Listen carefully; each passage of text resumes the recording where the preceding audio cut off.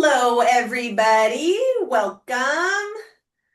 Catherine, I'm gonna give everybody a couple of Oh minutes to yeah. log in, maybe 2 minutes after the hour, when we see that number plateau and we can get after it. We have a lot to cover today. Thank you to everybody who submitted questions. We will try to get through everything that we received. Catherine and I have had a chance to kind of, collect those. We put together a little bit of a PowerPoint so that can help guide our conversation and keep us on track. But a lot of really good questions. So I'm excited to dive into this today. As usual, this is recorded. Um, you can drop questions into the Q&A or the chat or wherever. I'm going to kind of be the MC and monitor all of that. We'll after this conversation this week, we will send everybody the recording, any resources that we cover, the slide deck. We're going to talk a lot about, there's a lot of questions about workflows, best practices. So we'll give you guys all of our resources there. But let's get after it, KB. Yeah, I'm excited. We got quite a few folks on here. So hi, I'm Kate Guillen. I'm the founder of Simplicity Ops. I am joined by my colleague and dear friend, Catherine Beltran. Some of you may recognize Catherine. Catherine was the manager of the Redtail training team, taught me everything that I know before I was lucky enough for her to join our team a little more than 3 years ago. She has a tremendous wealth of knowledge, and we are very lucky that she's donating some of her time to chat with us today and dump a ton of knowledge and wisdom on everybody. Glad to be here. So, KB, let's just get after it. How about it? Yeah. We again have collected a bunch of questions from everybody and formatted kind of an agenda here. Questions about best practice as it relates to data organization, this idea of a style guide. How do we, get the most out of Redtail? And we'll talk about our idea around leveraging it as the hub of your business. How do we use Redtail to deliver a proactive customer service experience? How do we leverage workflows, automation, integrate other technologies? Lots of question about G reminders and calendaring. So let's get after it, Catherine. A bunch of questions here about how do I get the most out of Redtail? And one of the things that I think is often overlooked that I want Catherine to talk to here is like, at the end of the day, Redtail in its simplest form is just a database. And so if the data is not well structured and not well organized, nothing else that we're going to talk about today is going to be effective. Okay. Workflows, automation, integration, they're not effective as long as the database is disorganized. So if you're going to start optimizing this tool, the first place you need to start is by organizing and structuring the data. And the way we think about that is like a data, like a hierarchy. And so, Catherine, can you kind of talk to some of the questions that we get is like some of the questions that we have are recommendations for how to structure statuses, categories, user defined fields. I know there's some new information out there about UDFs. Can you talk about this for a second to us? Yeah, you bet. And this is definitely the first place whenever anyone goes like, I don't know where to begin. This is where you begin. Your context is the C of the CRM, of course. So when it comes to how to organize your contacts, taking a minor step back, status is the highest level of that segmentation. Category is kind of like that sub tab over that helps really define it. So starting off with status, this should really just answer who in the heck is this in their database, right? These are your clients, your prospects. This is something that I do want to stress. A lot of people assume you can only store clients in there. Absolutely not. You have other touch points that you connect with. So your prospects, your center of influences, the ones we probably don't talk too much about, the deceased or inactive. Again, you want to keep everything historically accurate. And this is again where it's really just again saying, who is this in my database? Where you get to define it further is with that category. Category is again where you get to give it a little more oomph. You get to give it that value. I hate saying that, but it's an easy way to help describe it. So if they are a client, or are they a client that you've had for 20 plus years and have a relationship with and they manage, buku bucks with them? Or is it someone who's just really starting off in their life here? They're just coming on board. They got 2 cents to their name. That is where, again, you're going to use that segmentation within that category. I won't die on a hill of like, you have to use the tier system as long as you clearly define it it'll work with however you have it. I've had some crazy examples that made zero sense to me until we looked at their style guide. I was like, oh, your top tier is what I consider a tier one, and that's what you consider that. So again, as long as it's clearly defined, you don't have to have like a tier one or an ABCD or platinum, gold, silver. Use what's going to make sense to you. You're going to do that though with more than just your clients. You have center of influences, again, that could have different associations with it. You can have prospects, and again, who's really in communication, who's panning out, who's not. This is that category. And then sub underneath that. So again, you've got status, sub down, you got category. Sub underneath that is where you get even further with keywords, tag groups, and user defined fields. And again, user defined fields has a little extra spicy, exciting new piece with it, but keywords and tag groups, the best way I can describe them is like fraternal twins. From a distance, they look identical. And then you get up close and you're like, oh, that's the little nuances with them. They're simple yes or no questions to help group contacts that have something in common together. I like to use keywords to help with like review scheduling. I know there's a client review and I'll talk about that later, but if you have it where it's like, hey, there's the group in January, here's who we're going to reach out to. Here's the group in February that we're going to reach out to. You can also use this for like the do not contact list, or again, anything else that's going to be, again, those yes or no's. Keywords are going to be really useful for internal reporting. So again, if you want to have an extra layer when it comes to those contact reports, keywords is your best bet. Tag groups. Again, sounds very similar. It's a yes or no question. It's a way to group contacts together. Where tag groups tend to shine, though, is with third-party integrations. So if you use something like FMG Suites or pretty much actually any marketing tool, that is usually where it connects the two, is through that tag group. So think of that as like it's opening up a portal to send that group of contacts over to that platform. So again, I like to keep it simple: marketing, third-party, keyword, internal. Now, user defined fields. If I had to have a favorite, this is my favorite, weirdly enough. And it's just because you get to store whatever you want, but you're basically a developer for the day.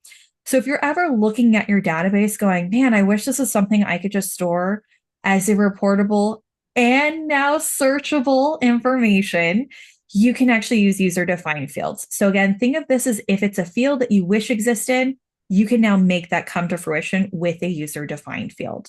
So, like I just hinted at, for the longest time, it was only reportable. I could only go to the literal reports on the left-hand side, go on down to contact user defined field. I was very limited on my filter options.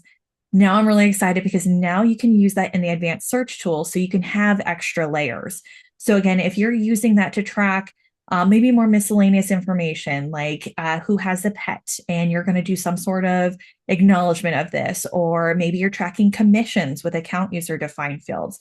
You can now use that as a searchable field in advanced searching, but you can now add a layer of all the active clients. So if you know for a fact, and I'm not trying to call you out on it, but if you know for a fact you're not that well at removing information when someone passes away or moves into inactive, and that's a whole other conversation, but now you can filter it so you don't have to worry about if data is inaccurate. It just helps so much in terms of like being able to find the information.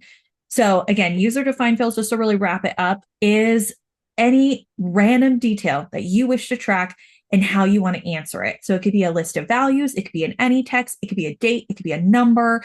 Again, depending on what you're trying to find out, that's how you're going to build it out. And like I said, now it's advanced search and reportable. So it's pretty exciting. Love it. I think that's a really thorough explanation. And one of the things you had hinted at a couple times there is this style guide idea. For those of you who are unfamiliar, the style guide is how you take this information after you've structured the data and define it on something that basically acts as like the glossary to your database. We will give everybody, as one of the resources today at the end of this conversation, our recommended style guide. Obviously, it's not like a black or white thing. You can adapt it, make it make sense for the way you communicate about your business. But the point being, once you've structured the data, it needs to be defined on a style guide so that you can, deploy it, roll it out to the team, and ensure that everybody's using the data consistently. All right. And so let's keep rolling here, Catherine. There's a couple of other questions about can you explore some of the functionality of Redtail? How can I get more out of the system? And I think it leads, really well into this idea you and I talk about a lot, is by leveraging Redtail to be the hub of your business. I think this image really brings to life excuse me, this idea of the hub. And the way we think about it is like it's the one-stop shop for managing your practice. Like Catherine's talking about, it's your contacts, not just like statuses and categories, but she was talking about um hobbies, interests, dogs' names, collecting what is meaningful and important to our clients and prospects so that you can connect with them, in a deep personalized way. Um, we've had a lot of questions here about task management, calendaring, pipeline, note taking. I love Redtail for all of these things because not just for compliance purposes, but also for like client servicing purposes, we need to build out a historical timeline of everything that has transpired in our client relationships. And the best place to do that is here in our centralized hub. And so, Catherine, can you speak to ways that you can leverage Redtail as a task management system? There's questions about like what should be an activity and what should be a workflow. How do you use, activity templates? How do we use activity templates and automations? Can you explain a little bit how we can use Redtail as a robust task management system? You bet. If I got a buck for every time I got the question of when to use an activity versus a workflow, I think I'd be retired by now. And I get it. And it's because there's a massive gray area when it comes to those two tools. So the way that I like to keep it as simple as possible, starting with activities, activities are going to be things that you find on your calendar. So think about like phone calls that you have scheduled, meetings, reviews specifically, maybe quarterly check-ins, anything that's going to block off like noon to one, that is going to be an activity. And I would use that type. And again, hint, hint, you can customize this and make it a little bit more cleaner. But again, that's going to be, again, a physical time on your calendar. Where it starts to get into the gray area is when it comes to those task conversations. So if it is a one-off item, that is where you can use an activity. So again, if it's just a quick follow-up phone call, hey, they left me a voicemail, didn't really explain what they needed to know, I'm just going to put it on here, hey, call them back at this time. That is a perfect activity of a one-off item. Where this really gets fun, and it's going to be when we loop in workflows and we loop in automations, is an automation can connect an activity and a workflow. Mm-hmm. So if we have a process, immediately think workflow. And by process, I mean, hey, I've got to prepare the paperwork. I got to send it to the client. I need to follow up on it. I need to confirm it's all good. If it's not, I follow up again on it. That is a workflow, or rather a checklist. And if you find that it's repeatable and you find that you're doing it at least 3 times a week, that's kind of like our minimum here. A workflow is immediately where you should be going towards. Workflows don't have to be super complex. I know a lot of people are like, oh gosh, we have to have 15 steps. And in those steps, there should be 20 tasks each. No, not necessarily. If your process is straightforward, it always goes this to this to this to this. That's still a workflow. It's just a bundle of tasks, basically, that you repeat consistently. So where does this automation piece fit in? So again, if you have an activity that is kind of like a call to action, the one that I always like to think of that I feel like everyone can relate to, Benny change. If I'm the one who gets the information, we find out in the call or meeting, or again, however we started out, we know what this information is changing to. That's kind of like the first domino in a series of dominoes. The activity, I can go ahead and reassign that. Maybe Kate's tackling it here. I build in all the details I need in that description, but behind the scenes, I have an automation built out to actually launch the workflow that takes Kate through the how to do it. Right. So again, if it's not something we do common, this is where this really shines. I'm going to say this is terrible. Hopefully you don't have a lot of like deceased clients, but when it happens, you don't want to be sitting here going, oh my God, what do I do? What am I supposed to be processing? You have that for when it happens. So again, you can have the more common all day, every day Benny changes to the hopefully less common client death situations or client divorce situations. And that's another thing too, is like you're going to find some processes you do all day, every day. And then there's the ones where it's like, okay, I've done this once every 6 months. You can still have a process for it. So again, just kind of to recap it here. Activities themselves are going to be one-off tasks, the first in a series of tasks type of situation, a call to action, or like an appointment or a phone call where it's blocking off a calendar. The workflow is a checklist that's going to take you through the whole process. Here's what I need to do in Redtail. Here's what I need to go do on my custodian. Here's what I need to go do at the marketing site. Again, whatever needs to take place, but it's guiding you through it. The last thing I'll stress between that really helps to kind of determine when should I start with an activity versus a workflow If you find it's changing hands quite a bit, that's another good indication it's going to be a workflow. Because the only way you could do an activity, and I've seen it, it's clunky, I'm not a fan, is if you're continuously reassigning it. Oh, it's me. Now it's going back to Kate. Now it's coming back to me.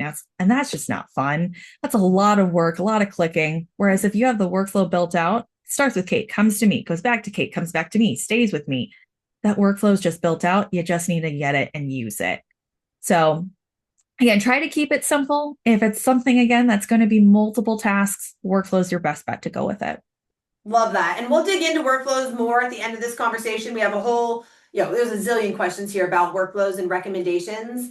But while we're on this slide and we're talking about, leveraging Redtail as the hub, people are asking about a couple of other tools that help enhance Redtail. Because at the end of the day, Redtail is just a CRM. It can't be all the things. And so it's a great calendaring system in the sense that like we want to build out that historical timeline and meetings and phone calls and appointments and things that we've had with our clients, but like actually scheduling appointments. There's a bunch of questions here about G reminders. And I'd like you to just explain how you can use a tool like G reminders in combination with Redtail to make things like calendaring easier, to make things like pipeline management easier. People are asking like, how do we track new revenue opportunities? And we love Redtail as the centralized place for tracking new revenue opportunities, but the manually adding opportunities to Redtail is not ideal. That's when people start saying this is clunky. How can we leverage tools like G reminders to solve the pipeline thing, to solve the calendaring thing? Can you talk to that for a second? You bet. And honestly, it's another clunky piece where it's like if you're using another third party type of calendaring system, I won't name any names, but they won't integrate directly with the calendar itself. So which means you're going to either A, go pursue something like Zapier and hope that it consistently stays working, or you're manually entering into Redtail. And I know everyone's just like, woohoo, more data entry. No one wakes up and goes, I can't wait to add 10 new appointments randomly throughout the day that I have to monitor on my calendar. No one's excited about that. That is where GReminder comes into play. I remember when this first came out, over a year ago, it like true fruition here. I was a kid in a candy store. Like I was so excited because it's been something that I always ran into as a problem where it wasn't directly integrating with the calendar. GReminders does. So it does have a direct integration with the Redtail calendar. So if someone has a link to schedule, I'm going to just pick on the annual review. You create the event itself in GReminders. You put in your stipulations. Hey, it's going to be 60 minutes. Put in a buffer of 30 just in case they talk a lot. Hey, only available on Tuesday, Wednesday, Thursdays. Again, you're in complete control of what should be available. You send off that link to the client or prospect. They schedule a time. It automatically goes to your Redtail calendar. And not even just that, because that's exciting alone, but it links the contact already. So if it finds a matching email in there, it'll match that contact to that actual appointment. Or if it's a prospect and they're scheduling something like an intro call, it can actually create the contact and link it to the actual contact as well. With that same time, it can actually do two more things from just that appointment getting scheduled. One could be launching a workflow. So again, coming back to the review process, if I have a whole bunch of prep the day of follow-up items, I can build that workflow in Redtail. And just from them scheduling that review appointment can launch that workflow. If it's more of like an introductory call, again, that's a new opportunity that we can put into our pipeline. It can do that as well. So again, you can have it create a new contact, launch a workflow, create an opportunity, all from one single event that you don't have to actually touch pretty much a single thing. It'd just be you clicking it to review it. All of that is something that can happen automatically. So the amount of time that it saves alone is just incredible. But more importantly, the amount of like customization that you can have with it is something else that's truly unique to GReminders. Again, I've worked with many calendar systems, and some of them, while they might be a little bit easier to set up, you're limited on like what the communication can look like or whether it can directly actually attach to a contact record. And again, anytime we could save clicks, I mean, who doesn't want to sign up for that? So GReminders, like I said, it is a third party technically. It is not something a lot of people assume it's either associated with like Google because of that G in the front. It's not. It's a standalone product. Same with it is not something that is under like the Orion umbrella. It is its own connection. And they just really stay on top of those APIs and just really make sure that the experience is something that can be, again, as automatic as possible. So it's something worth looking into if you're really struggling getting people scheduled. If you love playing that phone tag, this obviously isn't for you, but no one likes that. Let's be real. So it's something, like I said, it's time buster. It really helps out. So let me ask you this, another question that comes up. Obviously, we're big fans of G reminders as an integration to elevate the customer service experience and save time. One of the other pain points that I've heard a lot on these questions is like note taking and documentation and like putting in tasks after a review meeting. There's questions here about tools like Zox or Jump.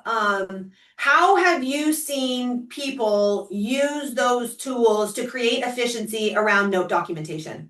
Yeah. So just to start off, I feel like every time I turn around, there's like a new note taking out there. So it's definitely something to stay on top of. But at the core, all of them do the same thing. The point is that it joins a meeting and it's capturing as much detail as possible. So that way you're not having to sit there and retype up everything that you talked about. It Mhm. creates that summary. And then again, where it really differs is just like how well it reads it and how well it can push the task. There's sometimes where I test out integration. I'm like, that is not what I said. That is nowhere close to it. And then sometimes it's a little bit more accurate. So I will stress, like, if any question is like, which do you prefer? I personally don't have like a top one. I'm a big fan of like, you're going to find what works well for you. Mhm. Sometimes there's also like a discount with if you're associated with someone. So I'm always frugal on the front end too. They're all going to do the same thing. They're going to create that summary. It's going to cut you down on all that typing. And then it's going to push on over into Redtail as a note itself. So if you are used to, this is one thing I'm going to stress, if you're used to putting in notes in the activity description, please break that habit. First of all, I'm not a fan of putting that in there because, again, it's not the most compliant. Notes are your most compliant because it cannot be edited. So, again, if you're pushing in, you're using Zox, Jump, GeoMiners has their own note taker, FinMate, Fireflies. We're using Quinn. Like, there's a million. It feels like every time. Like I said, there's a new one on the market. It's going to capture that information, push it on over into Redtail. It puts it in as that note. You can't delete it, or I guess you could technically. You can't make any edits to it. It's going to lock in and, like I said, keep that compliance aspect into it. And then again, if you have a meeting and there's 7 takeaway items that you now have to do, it's also pretty good. Again, not 100% foolproof, but pretty solid at helping you to establish, hey, you've got these 7 takeaways. Let's go put them in as a red tail activity so you don't forget about them and you can actually take action on that. So if you are currently struggling where you're having a meeting, whether it's in person, a phone call, or Zoom, and you're vigorously typing or writing and you just can't capture everything, the note taking AI system to me is the first thing that you should pursue. It Okay. is very easy. Usually, all of them you can get set up within like an hour. And that's me being very generous if you like customizing like a lot of templates. But they're very easy to get set up and it's just running in the background, humming away. And that's what I've seen again really help, I'd say, advisors, not trying to pick on anyone, but honestly, advisors don't love typing up things, and I don't blame them. I'm the same way. If that's something you're like, oh my gosh, yes, you're my love language here. Look at a note taking system. It's going to help that. I love that. And I think those are really popular use cases. And there's a couple questions here, like how do you use it as part of the financial planning process? How do you use it as part of like your client onboarding? And our advisors are, any back in the day you would have like an associate advisor or client service folks, taking notes with you in on the meeting and putting in the documentation and putting in the activities. Now we can leverage these tools at each different meeting that you have through the financial planning process, through the new client onboarding process, that will free up that person that was previously in the meeting with you to do the high value stuff. You can sit there, be really present for your clients, because the note taker is running in the background, capturing the conversation, putting in the action items, summarizing the meeting in an email. It's a huge time saver. So that's definitely a tool I would, we suggest exploring to elevate your experience as a Redtail user. And one last thing, actually. Yeah, So again, I'm always notoriously thinking of like the post of the meeting, of course. but many of them will also assemble like a kind of like a pre-agenda, like a recap where you're like, hey, last time you talked about this. And again, that could be really useful if you're sitting there and it's just been one of those crazy, I'm going to say it, year, and you haven't met with this person in a year and you're like, what in the world did I talk to them about? Yeah. that can also be kind of that second brain. So if you're vigorously, again, hoping that you captured everything accurately and you put in that note, and then you get to the next meeting, you're like, whoopsies, totally forgot about that. That takes away those whoopsies. So, like I said, it's definitely something I think anyone should look into. It's just a matter of finding out what's the best one for you. I like that. And so I'm going to keep rolling here, Catherine, because I want to get to workflows. There's a lot of questions about this, but I think this parlays itself nicely into you kind of talked about briefly leveraging the native automations in Redtail. And I just want to reiterate kind of what you said and how you can use an activity template. And here's a list of like ideas that, things that could be activity templates, things that are commonly, things that you commonly do within your firm in an effort to not retype the same thing over and over again, template it. But more importantly, this is how you leverage the native Redtail automation to launch the corresponding workflow. So, like what Catherine was saying, the activity is the call to action. Catherine, I need you to change an address, or I need you to change a Benny. Okay, that's the activity. That's the call to action where we can leverage this template. What's going to happen here is by launching this activity for Catherine, it's going to fire off the corresponding workflow that walks Catherine through step by step how to execute on that Benny change.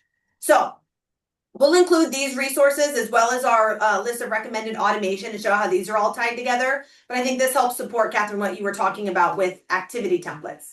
And then one last thing with the activity templates, Go for it. because a lot of people miss that there's actually templates for it in the first Yeah. place.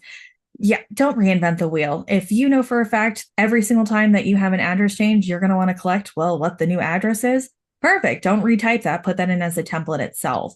So, this again is something that I feel like a lot of people just gloss over. They're like, we don't need this.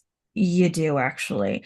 This is something that is heavily used and useful and just capturing those details. So, And it don't be actually, shy. there's a question about this. How do you use the activity like types and categories? Mm, Those are so helpful, especially from a reporting standpoint, as long as they're used consistently. And this is how you get them used consistently. If you yeah. have them already pre-filled in the activity template, then your types and your categories are pre-populated. So running reports is far more accurate than you having to toggle down those drop downs and select them manually.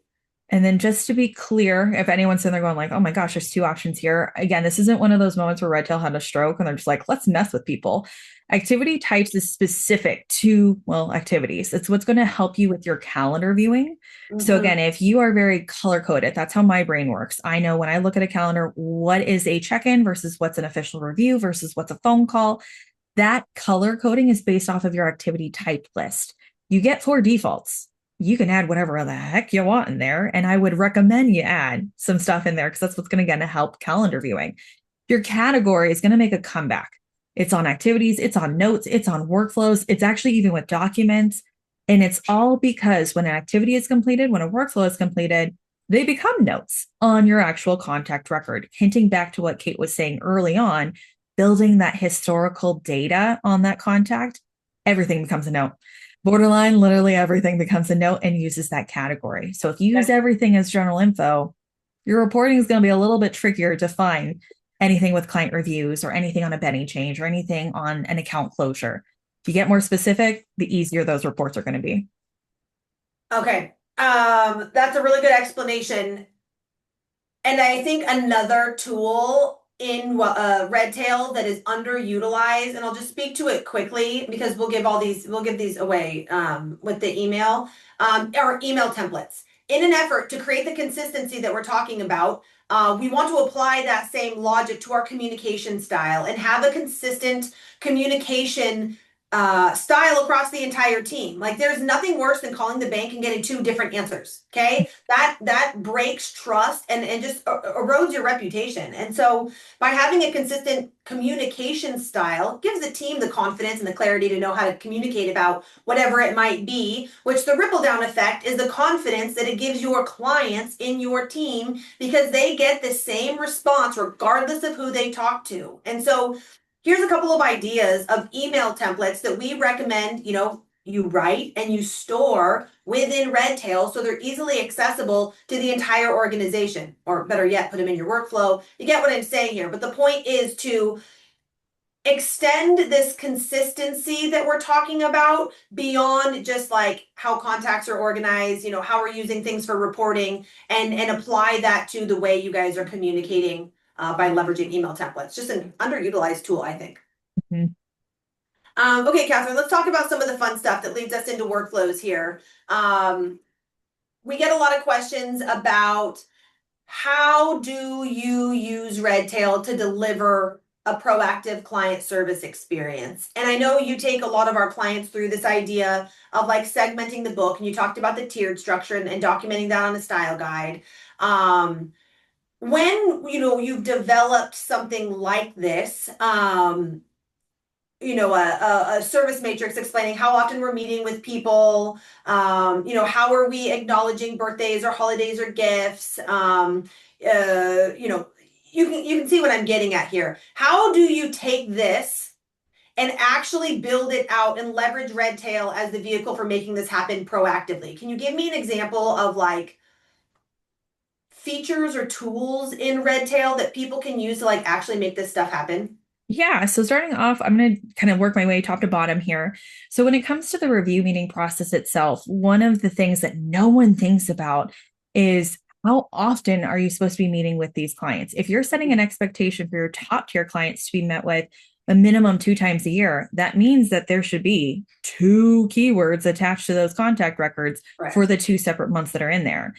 A lot of people don't think about that. They're just, hey, we're going to react to it, react to it. And that's where you'd find that pitfall of not delivering that client experience. You're always just like feeling like it's a, trash can fire. You're running from one place to the next. When you have a set expectation, you run the list before the month, and then you go, hey, here's what we're reaching out to. We follow up with it. It's just one of those like, smooth sailing. There's less panicky. It's all just naturally happening.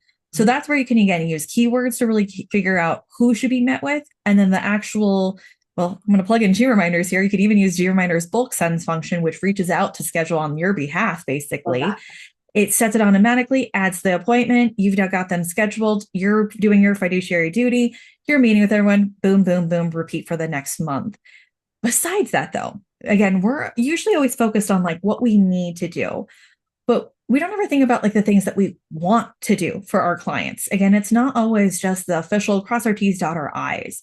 If someone is celebrating a birthday, and again, you've been clients with them forever, you may have an expectation to send out a birthday card. That's easy to miss. Again, if you're not reminding yourself to say, hey, pull the birthday list, send it on over here, or using an integration to just make sure that, hey, it's pushing it on over, you can use those tag groups or those keywords, a recurring activity to remind yourself to really proactively reach out to them. Things that often get missed are even just like client syncs. The Mm-hmm. amount of times I hop into a database where that field is empty breaks my heart because again that's just an easy touch point. If someone has been a client and they're celebrating their 1 year anniversary, that's an easy way for you to just reach out and say, hey, thanks for having a trust in me. Here's to many more years to come. Or again at the 5 year mark, 10 year, 20, so on and so forth. They're easy touch points that go so much further for your clients where they're like, they remember, they're thinking about me. That is what people are looking for. Yes, they want help with their finances, but they're ultimately craving that human interaction on how good of an experience you have. And if they're having a good experience, then you get that beautiful word of mouth.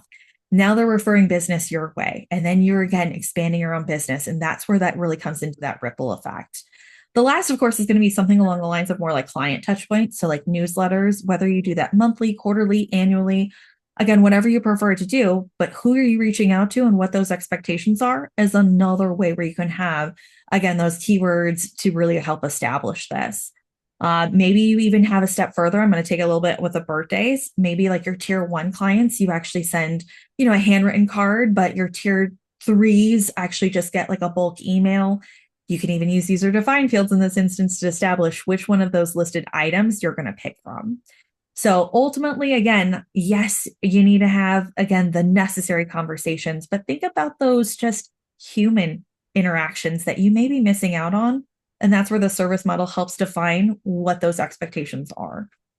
I love that you said that. And it goes back to what you said earlier in the conversation is Redtail's more than just a contact management system with like statuses and categories. It allows you to capture people's interests, people's hobbies. So when you're running a birthday or celebrating an event or like they sell their business or whatever it might be, and you want to celebrate that, you have their interest in Redtail. So you can send them an out to dinner gift card at their favorite restaurant or a bottle of their favorite wine or a candle or whatever, might surprise and delight them. The point is that all of that information lives in Redtail. So once you've designed this service experience, it's very easy to execute on it because you have things like tag groups and keywords and user defined fields and integrated, G reminders and workflows. Part of the reason why we go through this exercise is to understand who you serve, the services you provide, which indicate to us what our workflows should be. And a workflow, for those of you who are unfamiliar, is anything done more than 3 times that has more than 3 steps. Catherine just explained that in detail, but it's basically a checklist. It's a standard operating procedure. It is something that follows a sequential order and passes hands. I do the first thing, Catherine does the second. It removes that back and forth communication and automatically flows from one person to another. I'm gonna contradict myself because you also said you could have like a single step workflow, which Redtail hates when we say this, but you totally can have a single step workflow. It's just a checklist. If everything can be done on the same day, that's fine. But we want to have those line items that you can check off to indicate that it has in fact been done. So the point being, the reason why you document these processes and centralize them in Redtail is so that they're not living on Word documents, in Excel, on Asana, and any other external place. They need to live in your CRM. And so we have a lot of questions here, Catherine, about workflows. So I want to dig into this. I think I think a lot of this is pretty straightforward. But when it comes to like client management type workflows, these are some of the most common ones that we see. When you are talking to firms and you start hacking away at this list, building out these workflows and customizing them and tailoring them, what's your process around like designing the process? Do you go straight to the CRM and start building it out? Are you rough drafting it? What is the framework that you follow for like actually starting to build these? Yeah, it's a great question because I know everyone's gut is just like, they want me to put in the CRM. So clearly I go to the CRM. And then I get to follow up with you going, nope, you're not going to start in the CRM. You're going to start outside of it. Now, how you do this could differ. If you are an in office and you're putting a couple of heads together, you could quite literally use a whiteboard. I've done that in the past where you're just, hey, what do you do? And you just kind of write out every task that you have. There's no rhyme or reason. You're just literally kind of just throwing the paint and seeing where it lands. That could be one way. If you're virtual like us, a Word document is a beautiful place to start. It's a nice, clean sheet that you're just, again, writing out what everyone does. Once you have the list of what happens, then you put it in the order that it should actually take place, defining who's actually supposed to be doing it, and then the general timeline with it. Now, I'm not sure if there's a target date question here, but I'm going to just cover my basis right now. Please. Target date is the trickiest part of a workflow. And it's really because everyone's just like, I don't know where to put it. And it's just like this puzzle piece. They're just like, shove it there and we'll hope it works. Target dates is really that pivoting date. So again, I feel like a broken record, but if we're talking about like an annual review or a quarterly review, just a review in general, the target date is the date of that meeting. Correct. You may have some prep beforehand, again, some follow-up, but it's pivoting around that date of the meeting. If you're doing something like a client event, we have Thanksgiving coming up. And if you do something like a pie day, where you've obviously got to buy the pies, you don't just get to show up on a random day and be like, I need 300. Like, that's just not going to work for you. You can have a client event workflow where the target date's the date of that event, and it could have a lot of tasks beforehand. And that's okay. So again, the target date could be in the middle of a workflow. It could be at the end of a workflow. It could be at the beginning. So if, again, we have something like an account opening, you're not sitting on that. You're going to keep working on it. That's where you could do it.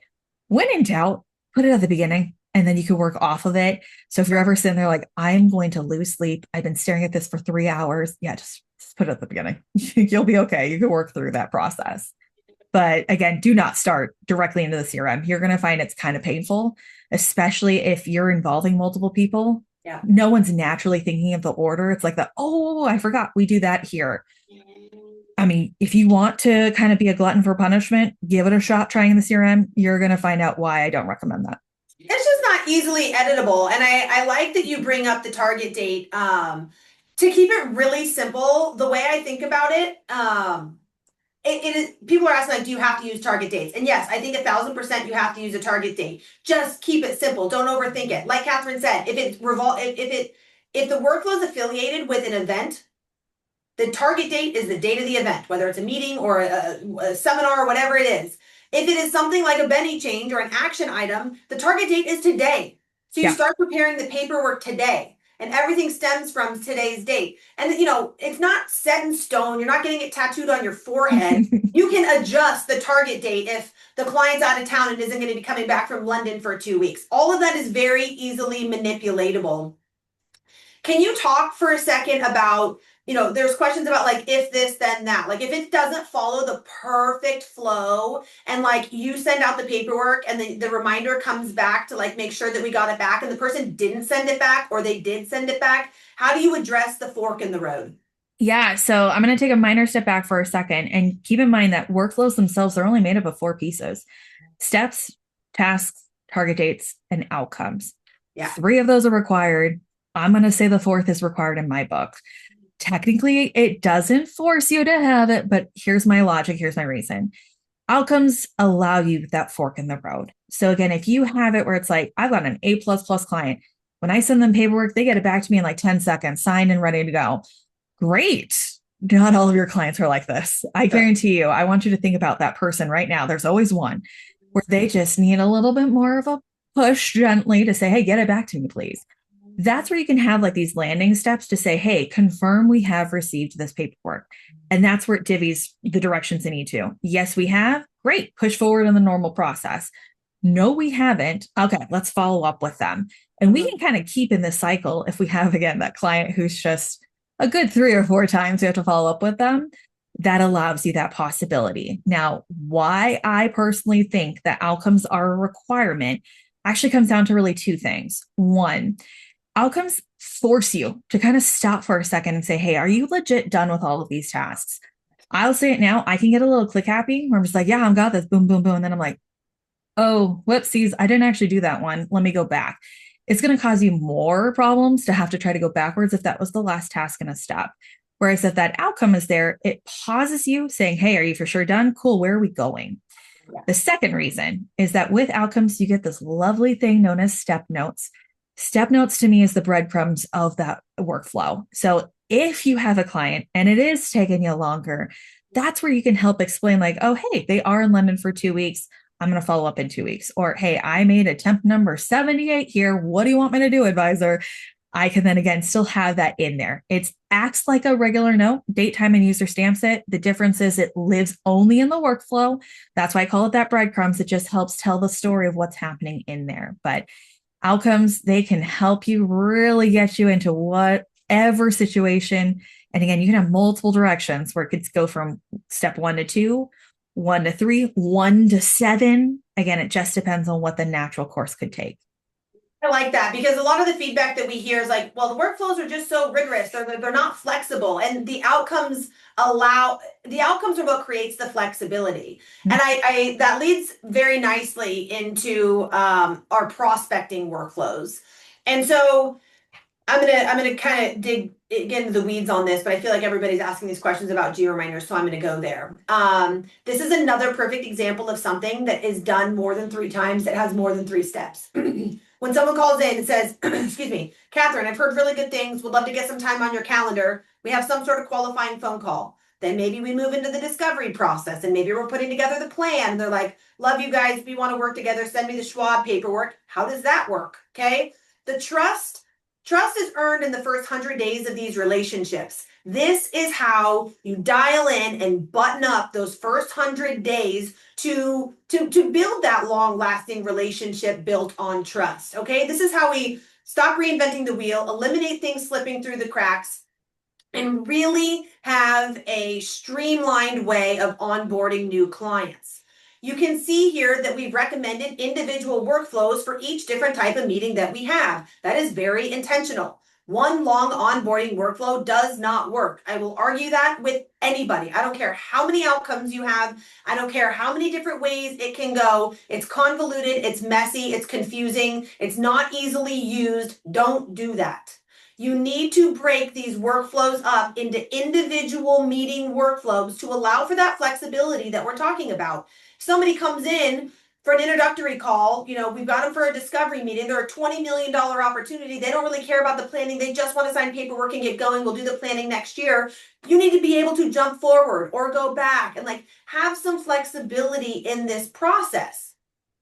This is how you do that. This also allows you to leverage things like Catherine's talking about in G reminders, having individual meeting types for each different type of meeting that you have in G reminders allows you to schedule these meetings individually, launch the unique workflow, and set parameters and things in G reminders so you don't have 4 planning meetings in a day. That's exhausting. But you could have 10 intro calls in a day because they're quick, they're energy giving, not energy sucking. You get what I'm getting at here. So there's numerous reasons why we recommend having individual workflows for each different type of meeting that you have. Those naming just being a couple of them. Yeah, one last thing I'm going to stress on this because I just ran into this with a couple of clients actually, is that sometimes you'll have these lovely built-in clients known as children who are turning of age. Sure. Chances are high you already know too much about them that you don't need to necessarily have a discovery meeting. You could jump to that financial planning. Mm-hmm. So to Kate's point, if you build that all in one workflow, first of all, target dates, yeah, have fun with that one. Secondly, the amount of outcomes for you to jump around, someone's going to get confused. Keep it simple. If you're building a 90-step workflow, no one's going to look at that and go, woohoo, 90 steps. That's so exciting. No, no, no, no, no. This is where you get to play those mind games. So that's just really break it up. That's a really good point. We're all about flexibility. We're all about ease of use.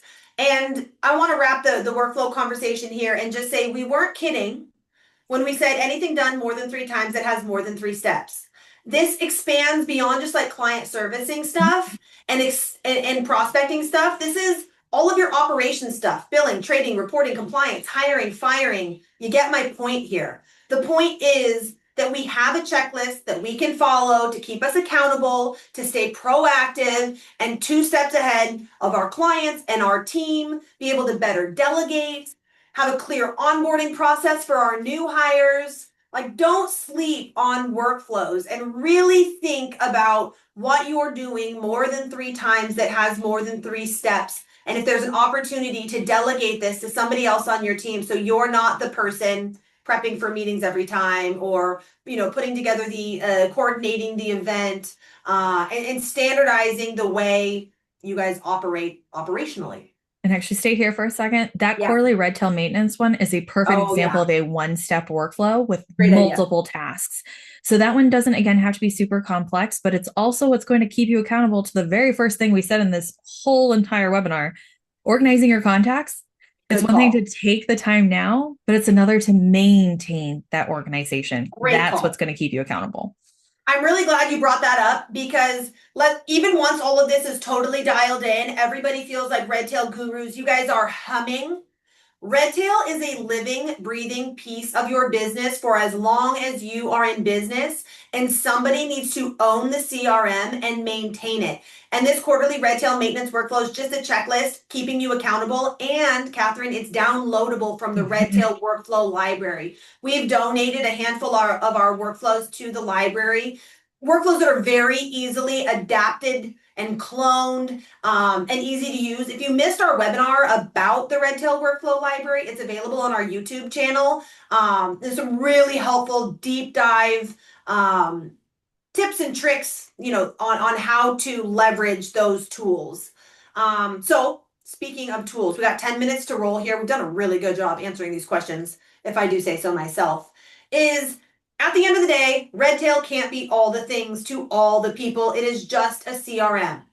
And we hear so often from advisors okay, this is all great, this is all dialed in, but we're still experiencing some friction points. And Catherine and I have put together some of the most common friction points that we hear.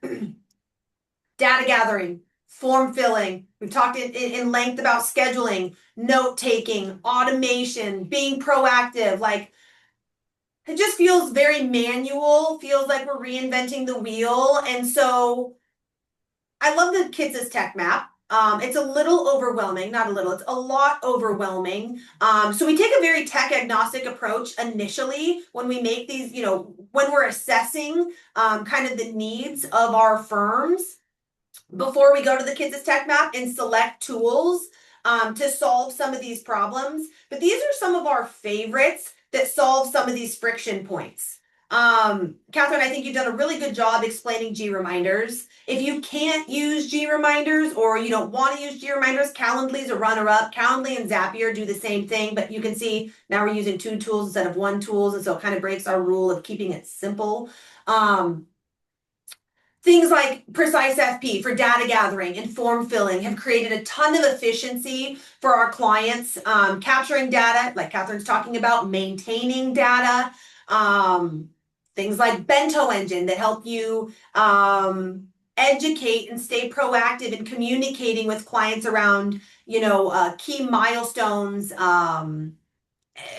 RMDs, Medicare, Social Security. These are just all tools that we have found help you work smarter and not harder.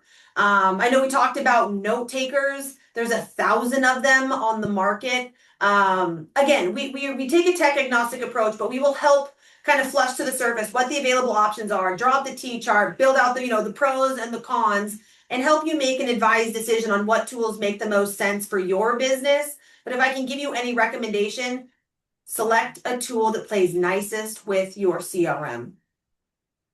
Yeah, I'll second that. The other thing I'm always going to caution again, yes, your serum can't do everything, but don't get the shiny object syndrome. I've Mm-hmm. seen that all too often where it's like, hey, we have this. And I'm like, cool, are you using it? And then it's just like the crickets, like, how dare you call me out on that? And it's not me being mean. It's just literally, I want you to make sure you're paying for something that's going to add value, not detract from it. So again, if you find like your form filling situation is your biggest pain point, Precise IP is a solid solution. If calendaring is the bane of your existence because you hate doing phone tag all the time, look into something like a G reminders.